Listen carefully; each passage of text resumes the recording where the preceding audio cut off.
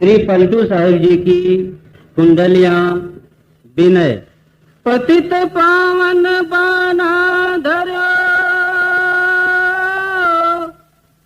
तुम ही परी है लाज। पतित पावन बाना धरो तुम ही परी है लाज। यह बानी संत पलटू साहब की बानी है। बाना परमात्मा को एड्रेस करते हैं, कहते हैं कि आपने अपने ऊपर पतित पावन की ड्रेस पहनी है, इस वास्ते लाज रखनी पड़ेगी। अपन देखेंगे कि वो ड्रेस या बाना क्या है। जिस तरह से पोस्ट वाला, पोस्टमैन अपने दरवाजे पे आता है, लेटर, चिट्ठी, कार्ड जो कुछ भी है दे के जाता है, उस पोस्टमैन को वर्दी होती है, ड्रेस होती है, और हम पहचान लेते हैं कि ये पोस्टमैन आया है। तो उस पोस्टमैन को पोस्टमैन का बाना पहना हुआ है। फिर जब हम पुलिस वाला देखते हैं तो पुलिस वाले की ड्रेस, वर्दी या बाना देख के हम कहते हैं कि ये पुलिसमैन है। इस तरह से एक भगवे रंग का, आरेज रंग का, पीला रंग का कपड़ा पहना हुआ आदमी पांव में खड़ावा है, हाथ में करमंडल है, गुजरता है, हम कहते हैं कि साधु जाता है, क्योंकि ये साधु का बाना है। तो इस तरह से फौज का ऑफिसर है, अमलदार है, फौजी है, मिलिट्री मैन है, उसका हैट, उसकी ड्रेस देख के हम कहते हैं कि ये फौजी है और मिलिट्री का आदमी है, क्योंकि वो मिलिट्री का बाना पहनता है। तो यहां संत भी कहते हैं कि आपने प्रभु इस दुनिया में पांव रखा है, इंसान बन के आए हैं, संत बन के आए हैं, और आपने पतित पावन का बाना पहना है। अभी पतित पावन कौन होता है? पतित यानी जो गिरा हुआ होवे, डाउन ट्रॉडन, जिसका कोई नहीं होवे, गुनाहों से भरा हुआ होवे, गंदा होवे, मैला होवे, अशुभ होवे, अपवित्र होवे, मैल से भरा हुआ होवे, इसको कहा जाता है पतित पतित।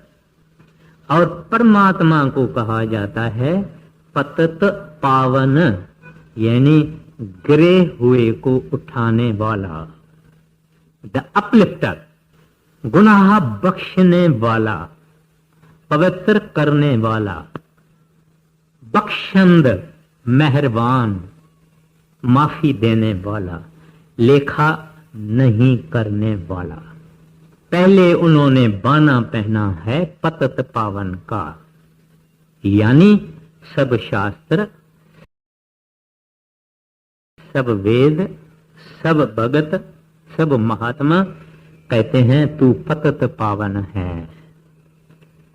तो पलटू साहब कहते हैं उसको, पतित पावन बाना धड़ियो, तुमने ये ड्रेस पहनी है पतित पावन की, मुझे पता है कि तुमको इस ड्रेस की लाज रखनी पड़ेगी।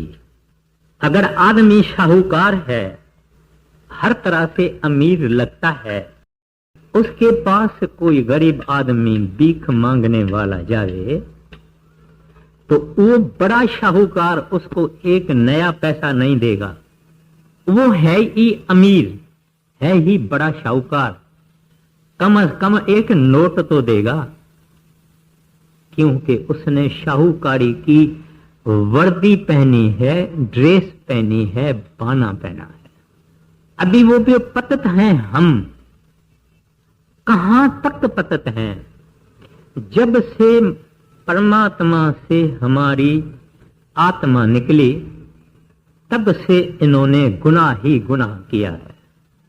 कोई थोड़ा बहुत इधर कोई पुण्य का काम किया होगा, कोई भला काम किया होगा, नहीं तो ज्यादा तो हमारे गुनाह ही हैं। और गुनाह भी कैसे हैं? कोई विचार किया बुरा, फकत हम जो एक दुकानदार है, कपड़े की दुकान बेचता है, उसके सामने दूसरा दुकानदार है, वो भी कपड़े की दुकान है, तो एक के पास बहुत ग्राहक जाते हैं, दूसरे के पास ग्राहक बहुत थोड़े जाते हैं, तो वो मन में कहता है काश इसके आग को, इसके दुकान को आग लग जावे। फकत इतना इसने अपने मन में सोचा, किया नहीं, आग लगाया नहीं उसके दुकान को, फकत मन में इसने विचार किया, इसका गुनाह हो गया और गुनाह उसके अंदर ही लिख गया। अभी विचार जब गुनाह होता है, वचन भी गुनाह होते हैं, और हम जो कर्म करते हैं, चाहे हाथों से, चाहे पांवों से, चाहे दूसरे से करवाते हैं, ये भी गुनाह हो गया। ये गुनाह कब हमारी आत्मा परमात्मा से निकली? तिथ वार न जोगी जाने रुत महान को, जा करता सृष्टि को साजे आपे जाने सो। कहते हैं कोई हिसाब नहीं कि हम कब निकले उस वागड़ू से, परमात्मा से, हरि से, लेकिन गुनाह ही इकट्ठे करते आए हैं। अब कहते हैं प्रभु आपने अपने ऊपर जो पतित पावन का बाना पहना है, अपने को आप पतित पावन कहलाते हैं, आपको तो हमारे गुनाह लेना पड़ेगा, हमारे कर्म आपको लेना पड़ेगा, उठाना पड़ेगा। अभी वो कर्म क्या होते हैं और कर्म उठाए जाते हैं क्या? उठा सकते हैं क्या? अगर कोई हमारा भाई होवे, बहन होवे, कोई मित्र होवे, फ्रेंड होवे, उसको कोई बीमारी होवे, तकलीफ होवे, गरीबी होवे और मुसीबत होवे, मेरी चाहे उसके साथ कितनी भी हमदर्दी है, लेकिन मैं उसके कर्म नहीं उठा सकता, उसका बुखार नहीं उठा सकता, उसकी मुसीबत नहीं उठा सकता, कुछ नहीं। इंसान के कर्म नहीं उठा सकता है, ना माफी दे सकता है। कौन माफी दे सकता है? जो कर्म उठावे वो ही माफी दे सकता है। संतों को ये शक्ति है, पावर है, ताकत है कि किसी को माफी दे सकते हैं, लेकिन काल का एक कानून है, लॉ है कि संतों को उसको माफी देके उनके कर्म अपने ऊपर उठाने पड़ेंगे, नहीं तो कोई किसी को माफी दे नहीं सकता। इस वास्ते संतों को कहा गया है सदबख्शंद सदा मेहरवाना। और ग्रंथ साहब में आया है लेखे कबहू न छूटिए, खिन्न खिन्न भूलन हार, बख्शन हारा बख्श ले, नानक पार उतार। कहते हैं प्रभु अगर हमारा हिसाब करोगे, ये जो चोपड़ा धर्मराज रखता है ना, कहते हैं अगर आप हमारा हिसाब करोगे तो हम खत्म हैं। आप हमारी बंदी में, चौपड़ी में देखेंगे कोई शुभ काम तो है ही नहीं, बुढ़ों के सिवाय कुछ है ही नहीं।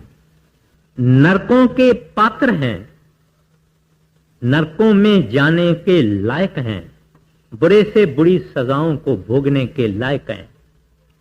इस वास्ते प्रभु लेखा नहीं करना, इंसाफ नहीं करना। सरदार बहादुर जी महाराज के पास एक दो आदमी जो आपस में झगड़े हुए थे, आपस में इख्तलाफ था, कोई लेना देना था, आपस में सुलह नहीं हो सकता था, तो सरदार बहादुर जी के पास एक आदमी गया। उसने कहा, हजूर मेरी एक बात आप सुन लीजिए। कहता कहो। कहते हैं जो कहूंगा आपको इंसाफ करना होगा। सरदार बहादुर जी ने बोला, नहीं, मैं इंसाफ नहीं करूंगा।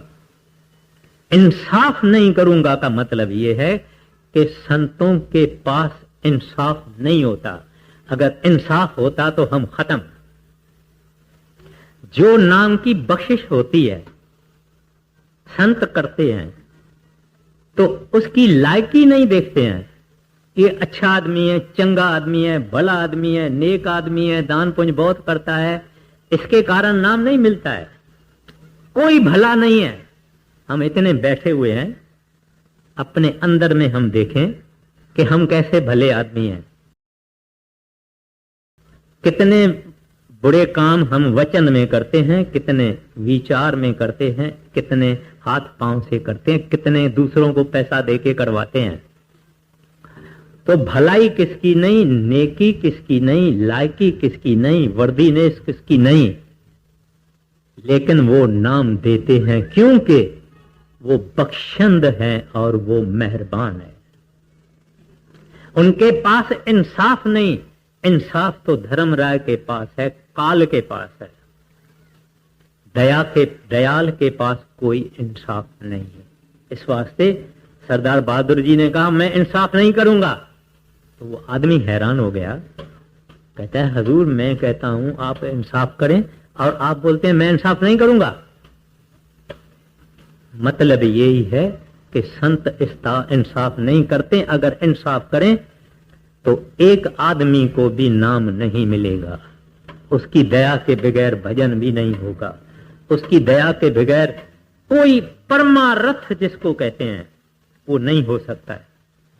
हम सब दुनिया में स्वार्थ कमाने वाले हैं। अपना अपना काम करते हैं, अपना अपना मतलब करते हैं, अपना अपना स्वार्थ करते हैं, सेल्फिश हैं। परमार्थ यानी दूसरों का काम करना, दूसरों का भला करना, दूसरों से नेकी करना, वो परमार्थ करने वाला कोई और ये भी संत जन है। नहीं तो हम सब स्वार्थी है। ये संत जन इस वास्ते कहते हैं हम इंसाफ नहीं करें। कर्म वो उठा सकते हैं, उनके लिए उनको भोगना पड़ता है। अंग्रेजी में एक वर्ड है जिसको कहते हैं एट वन मेंट, यानी अटोनमेंट। जब जीसस क्राइस्ट आया था, बाइबल का जब वक्त था, तब जीसस क्राइस्ट ने एक औरत के गुनाह माफ किए। एक औरत थी जो कि व्यभिचारण थी। उस जमाने में यहूदियों की ये सिस्टम थी कि कोई भी, यानी व्यभिचारण यानी एडल्ट्रेस, कोई भी औरत अगर व्यभिचारण हो तो पत्थर उठा के पत्थर से उनको संगसार करना और मार देना। तो एक गली से जीसस क्राइस्ट यानी यीशु मसीह जा रहे थे। उन्होंने देखा एक औरत, बाल बिखरे हुए हैं, सांस बड़ा बड़ा ले रही है, दौड़ती दौड़ती जा रही है, पीछे लोग उनको पत्थर मार रहे हैं। तो जीसस क्राइस्ट आगे बढ़ा, उसको कहा, हॉल्ट, बंद करो पत्थर मारना। इसको क्यों पत्थर मारते हो? कहते हैं ये पापण है, ये गुनहगार है। ऐसा उसका हाथ था, उसने हाथ हटा लिया। तुम्हारे अंदर जो कोई पापी नहीं है वो इसको पत्थर लगा सकता है। अभी हरेक को मालूम है कि हमारे अंदर पापी पाप है। जो खुद पापी है वो दूसरे को कैसे पापी कह सकता है? पत्थर कैसे लगा सकता है? खैर वो सब लोग चले गए। उसने उस औरत को कहा, वुमन गो, सिन नो मोर, चली जाओ, फिर गुनाह नहीं करना। यू हैव बिन फॉरगिवन, तुम्हारे पाप माफ किए गए।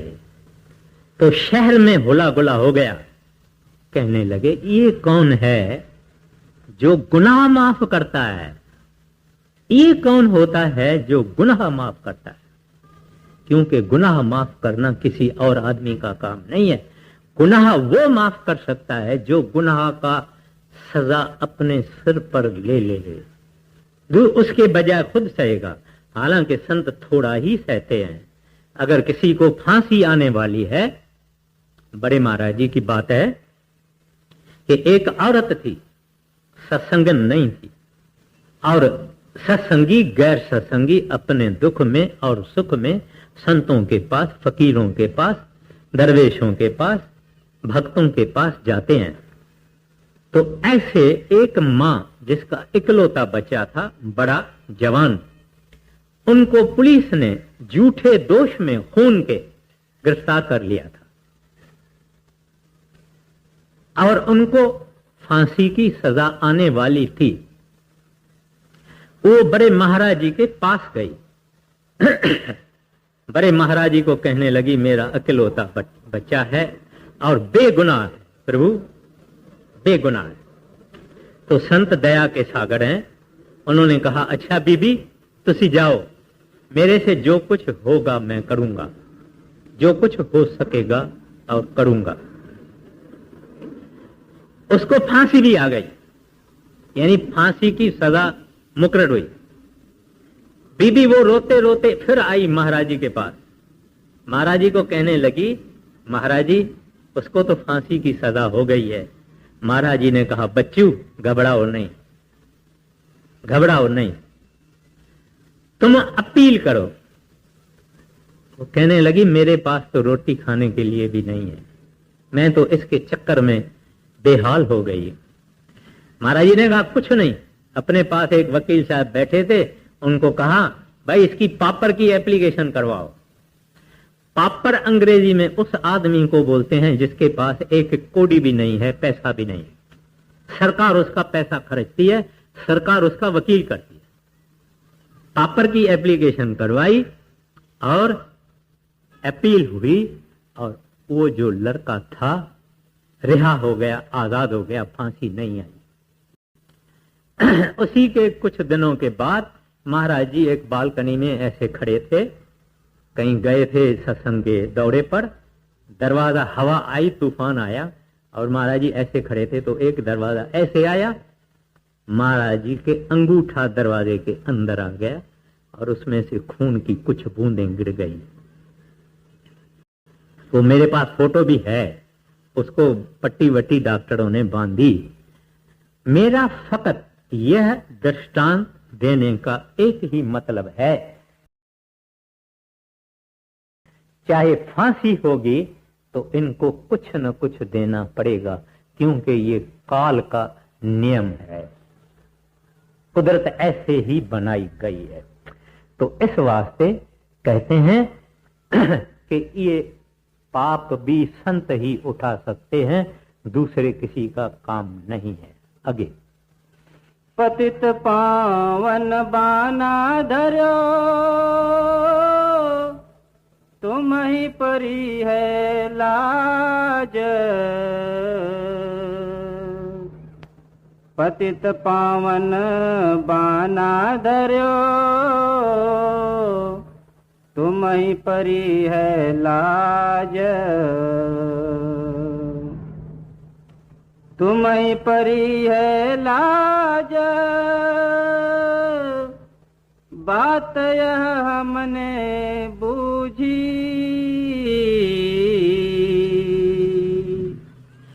जब तुम बाना धर्यो नाही, तब तुम कहाँ सूझी। कहते हैं, मुझे पता है आप कुछ घबराए हुए लगते हैं। जब आपने देखा कि ये एक नहीं, दो नहीं, तीन नहीं, इधर तो करोड़ों अनंत पापी और गुनहगार हैं। तुमको तो पहले सोचना चाहिए था, फिर ये बाना ही नहीं पहनना चाहिए था। तुमको तो पहले सोचना चाहिए था कि यहां तो करोड़ों और अनंत पापी और गुनहगार बैठे हैं, इनको पार करना है, ये पहले सोचना था। अभी तो तुमने बाना पहना है, अपनी भी लाज रखनी होगी, इनकी भी लाज रखनी होगी। आगे, तुम ही परी है लाज, बात यह हमने बूझी। जब तुम बाना धर्यो नाही, तब तुम कहाँ सूझी। अब तो तारे बने नहीं, तो बाना उतारो। फिर काहे को बड़ा बाच, जो कई कह हारो। कहते हैं बाना उतारना है, उतार दो, अभी भी उतारना है, उतार दो, मगर कैसे उतारोगे? एक बड़ा आदमी जो होता है, एक वचन करता है, एक काम करता है, कुछ बोल देता है, कुछ कमिटमेंट करता है, फिर वापस नहीं लेता है। एक शाहूकार को अगर किसी को 1 रुपए के बजाय 100 रुपए का नोट जेब में आ गया और किसी को दे दिया, और उधर जा गए और कहता है मैं तो इसको 100 का नोट दे के आया हूं, मुझे तो इसको फकत 1 रुपए का नोट देना था, वो शाहूकार वापस नहीं आएगा कि अरे इधर आओ रुपए का नोट ले, 100 का मुझे वापस करो। ऐसा नहीं होगा। कारण ये है कि हर एक को अपनी अपनी इज्जत है, अपना अपना मान है, अपना अपना नाम है, अपनी अपनी प्रेस्टीज है। तो कहते हैं प्रभु तुम्हारी भी यही प्रेस्टीज है, नहीं तो इस दुनिया में कौन सा आदमी जुबान पर कायम रहेगा। फिर काहे को बड़ा बाच जो करके हारो। कहते हैं फिर दुनिया में तो मिसाल कायम हो जाएगा, लोग जुबान करेंगे, उस जुबान पर खड़े ही नहीं रहेंगे, उस जुबान को इज्जत ही नहीं देंगे। इस वास्ते आप अभी बाना नहीं उतार सकते हैं। आगे, अब तो तारे बने नहीं, तो बाना उतारो। फिर काहे को बड़ा बाच, जो कई कह हारो। अब संत जन कैसे बख्शिश करते हैं, गुनाह माफ करते हैं, फॉरगिव करते हैं। एक नमूना है, जब नाम की बख्शिश करते हैं तब उस आदमी को, चाहे स्त्री हो चाहे पुरुष हो, कुछ न कुछ गुनाह जरूर उनके बख्श लेते हैं। गलती कोई नहीं करे। कुछ लोग ये फैलाते हैं कि नाम लेने के वक्त संत सब कर्म उठा लेते हैं। नहीं, सब कर्म उठा लेवे तो आदमी वहां का वहां मर जाएगा। वो देखते हैं कि इसके कर्म क्या है। संतों के सामने जब इंसान जाता है, आद से आज तक उनको उनके कर्म दिखाई देती हैं, लेकिन वो संत जन इतने गंभीर, गहर गंभीर हैं, बोलते नहीं। सोचते हैं कि इसके इतने कर्म उठाने पड़ेंगे ताकि ये भजन वजन करे, इस जन्म में ही मुक्त हो जावे। उस वक्त थोड़े या बहुत कर्म उठाते हैं, जितने जितने मुनासिब समझते हैं। एक बात। दूसरी बात यह है, एक औरत है, एक आदमी है, बड़े दुख में है, बहुत कलेश में है, बहुत तरसता है, बेकरारी है, मुसीबत है, रोता है। कहता है सतगुरु को क्यों नहीं चिट्ठी लिखूं। प्रार्थना भी किया है, एक कागज उठाता है, सतगुरु को चिट्ठी लिखता है।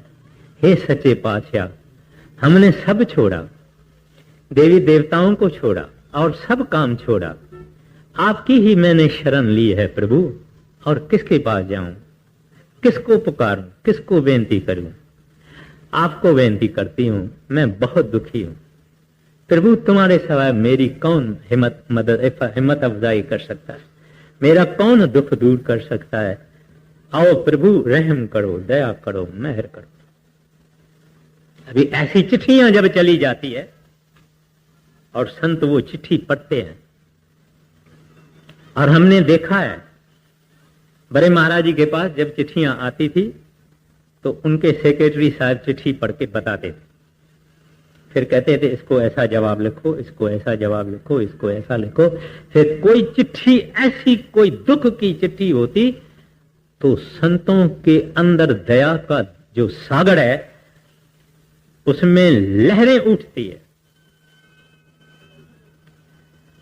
बोलते हैं मुझे चिट्ठी दो, ये चिट्ठी हाथ में लेते हैं, फिर पढ़ते हैं, फिर ऐसे करते, फिर चिट्ठी वापस देते, उसको कहते इसको लिख दो, सिमरन भजन करो, परमात्मा दया का सागर है, सब ठीक करेगा। चिट्ठी का जवाब बाद में पहुंचेगा, दया वो मेहर पहले पहुंचेगी। उस वक्त जब उन्होंने ऐसे किया, दया गई, रहमत गई, मर्सी गई, मेहरबानी गई। देरी से आई चिट्ठी क्योंकि ये फ्लैश के माफक जाती है, चिट्ठी पोस्टमैन जाता है, एक सिस्टम से जाती है, दया मेहर फौरन जाती है। इस तरह से गुनाह और पाप ले लेते हैं। और जब लोग प्रार्थना करते हैं, पुकारते हैं, किसी जंगल में, किसी पहाड़ पर, किसी कहां कई चीजें, तकलीफें और दरपेश आ जाती है, पुकारते हैं कि दाता रहम करो।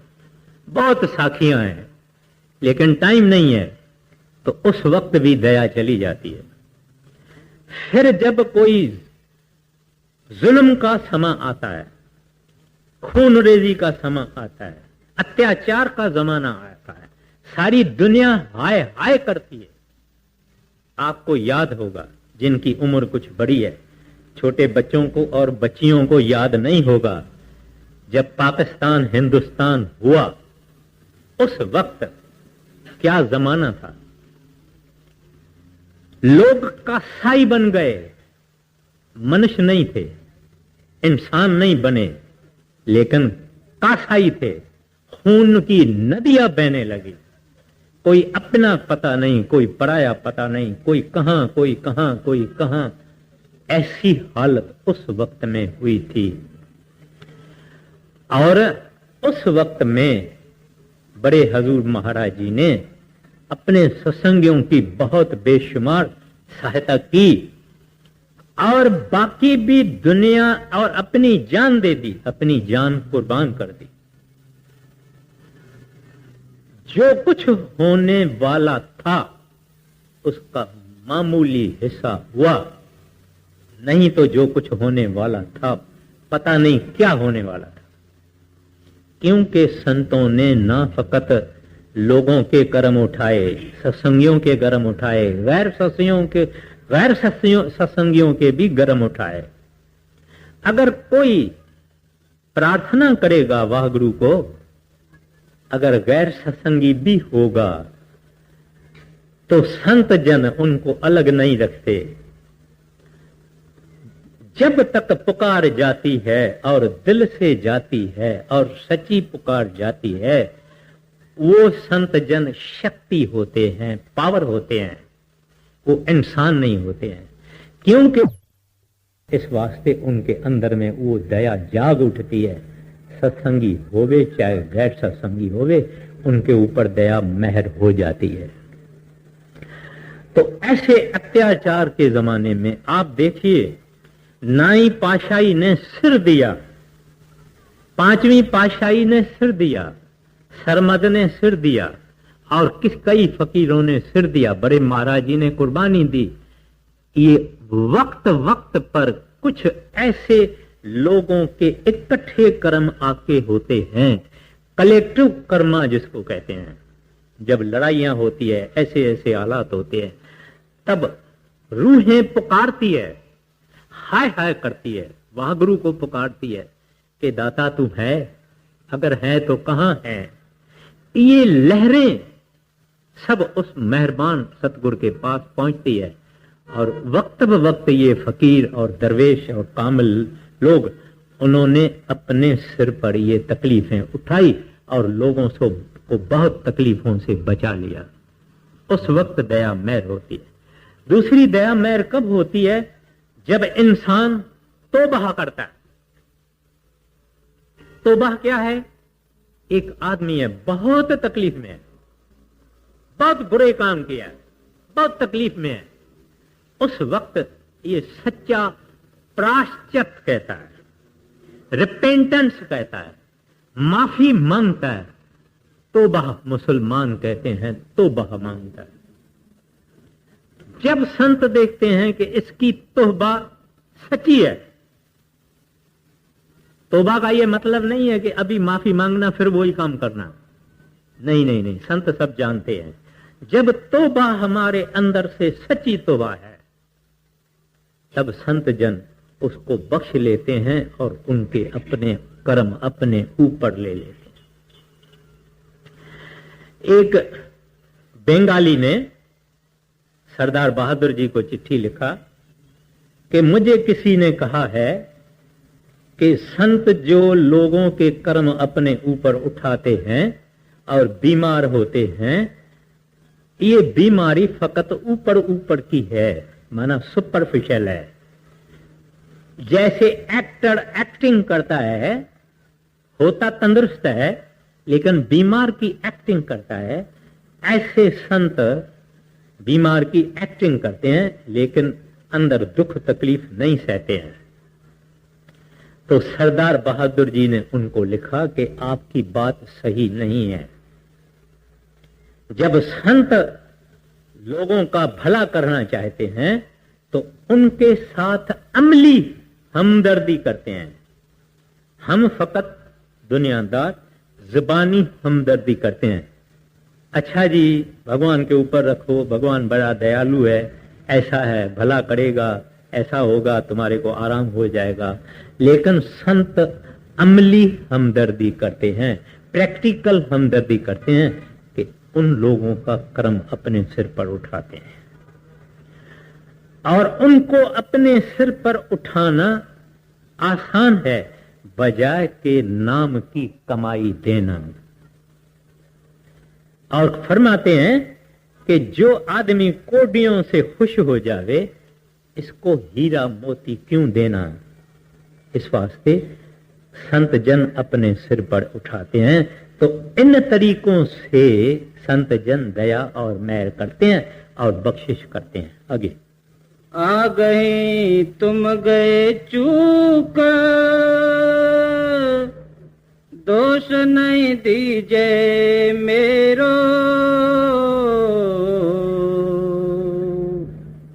तुम यह जानत नाहे, पतित हुई हैं बहुतेरो। तो कहते हैं गलती आपकी है, चूक आपकी है, मेरी नहीं है। फिर क्या फरमाते हैं?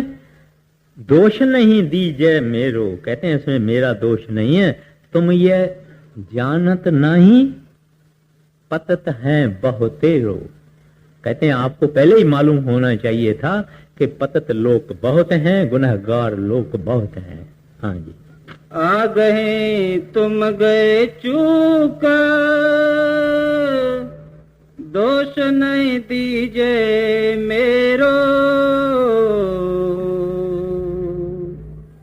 तुम यह जानत नाहे, पतित हुई हैं बहुतेरो। एक साखी याद आ गई। बड़े महाराज जी के जमाने में महाराज जी जब नाम की बख्शिश करते थे, उससे पहले छांटी करते हैं, अभी भी करते हैं, सदा ही संत पहले छांटी करते हैं। जिनको नाम देना है उनको अंदर एक कमरे में भेज देते हैं, हाल में भेज देते हैं, फिर दरवाजे बंद होते हैं, फिर अंदर नाम की बख्शिश शुरू होती है। तो उस जमाने में 1944 की बात है, महाराज जी ने छांटी कर ली, लोग सब बैठे हुए थे। महाराज जी अंदर गए। महाराज जी ने कहा, भाई एक आदमी है जिसका मैं नाम नहीं लेता हूं,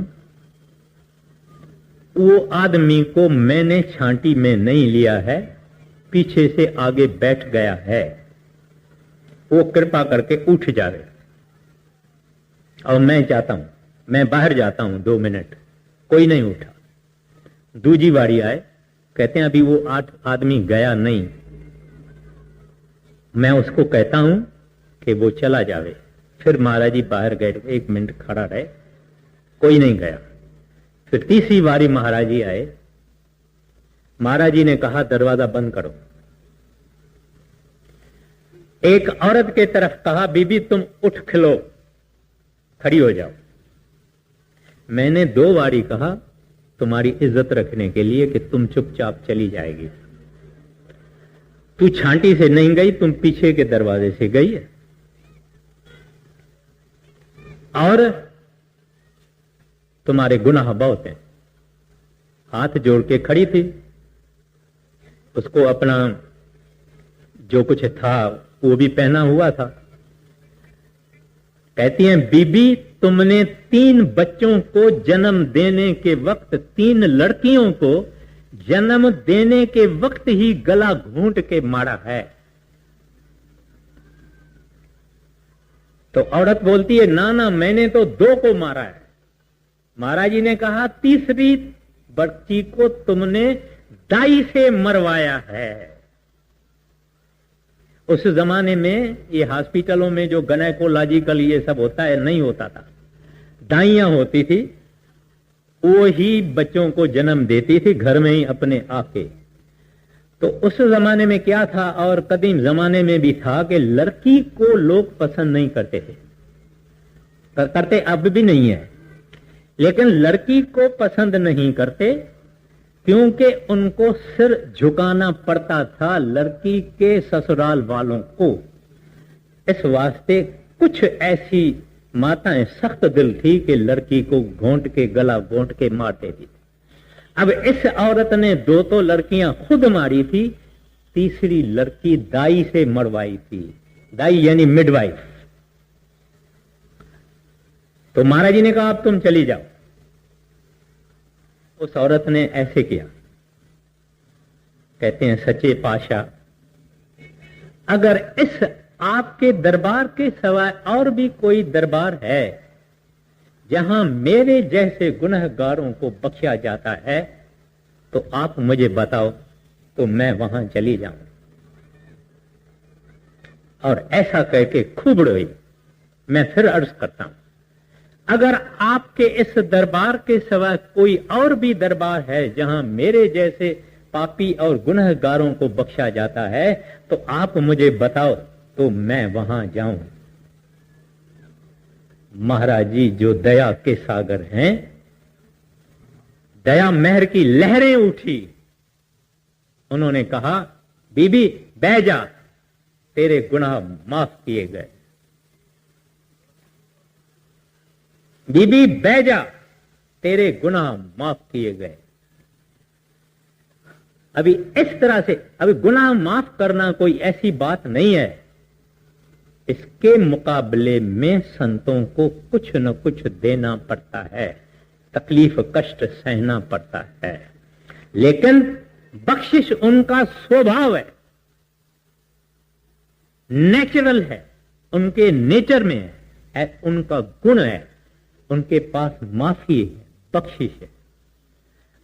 तो इस वास्ते कहते हैं तुम ये जानत नहीं पतत हैं, होए हैं बहुतेरो। प्रभु नहीं जानते हो कि यहां बहुत गुनहगार बैठे हुए हैं। आगे पलटो मैं तो पतित हूं, किए अशुभ सब काज,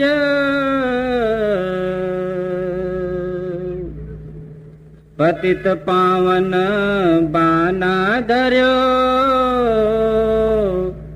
तुम ही परी है लाज।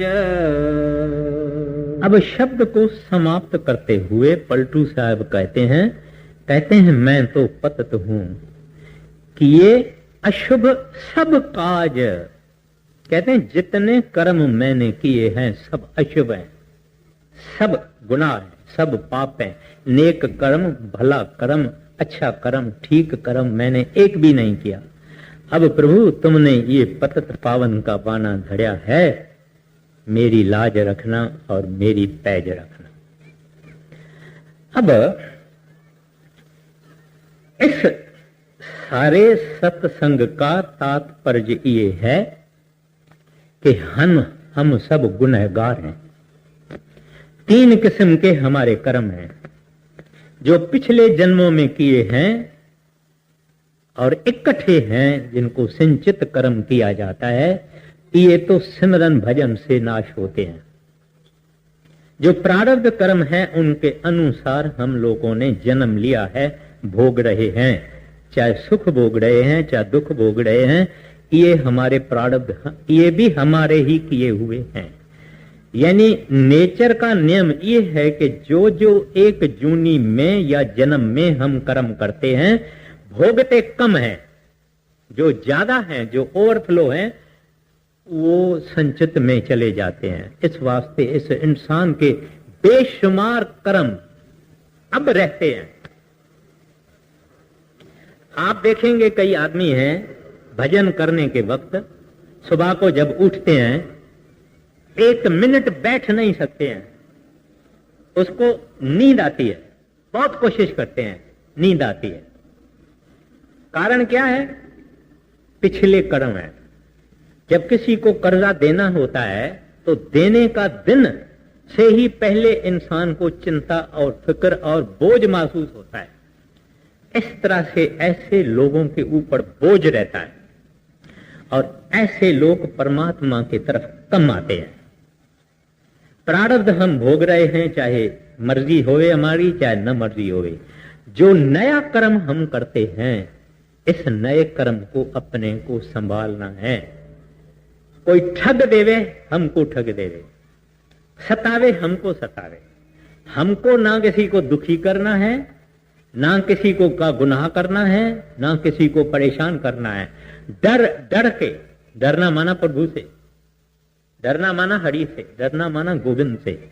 डर के इस संसार में रहना है ताकि हमारे से कोई गुनाह ना होवे, कोई दूसरा हमको कोई तकलीफ दे जावे।